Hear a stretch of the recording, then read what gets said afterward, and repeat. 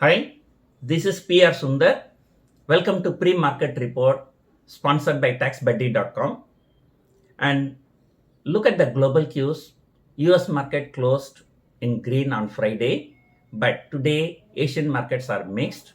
Japan and Singapore markets closed, and Australia was slightly higher, and South Korea was slightly lower. And at 7 a.m., Chinese and Hong Kong markets opened. The Hong Kong market opened. Immediately, it fell more than 300 points.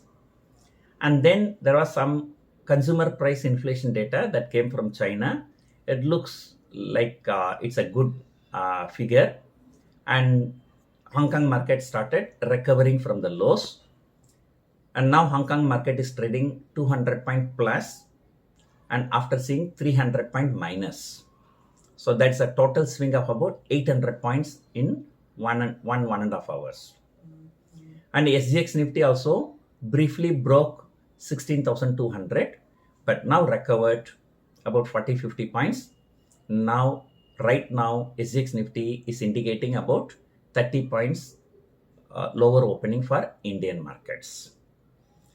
And Friday, both FIAs and DIAs were net sellers in the cash market. So that indicates that our market is likely to consolidate for next few days. So consolidation is the name of the game. And in fact, on Friday also, the last 5 to 10 minutes, there was a good recovery in Bank Nifty, about 150 points. If not, on Friday itself, we would have closed significantly lower.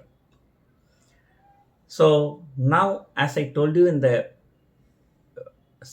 weekend program, Dalal Street Week ahead, so the Nifty is likely to trade between 16,000 and 16,500 for the next few days.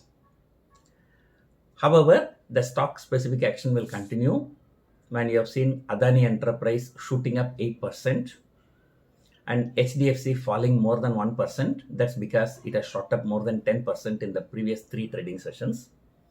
So stock specific actions will continue. So FIA is selling in the cash market, DIA is selling in the cash market. FIA cut down their long position in index future. They've cut down the long position in stock futures. Right now, FIA holding only 66% long in index futures and 52% long in stock futures.